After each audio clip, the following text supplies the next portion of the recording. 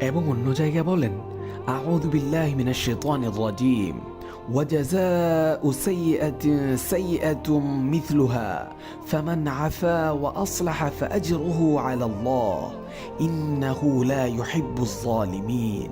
আর মন্দের প্রতিফল মন্দ, অতঃপর যে ক্ষমা করে দেয় এবং আপোষ নিষ্পত্তি করে তার পুরস্কার আল্লাহর কাছে রয়েছে।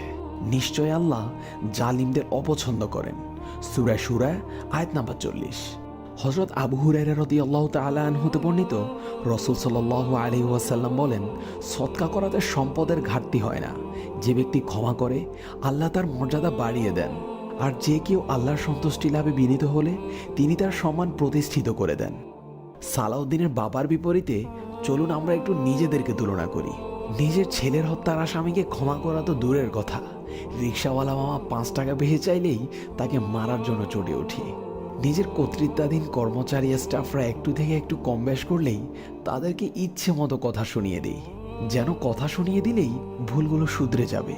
আসুন সবার সাথে নম্রভাবে কথা বলি, তাদের ক্ষমা করে ভুলগুলো শুধরে দেই। আল্লাহ আমাদের সকলকে বেশি বেশি ক্ষমা করার তৌফিক দান করুন। আমিন।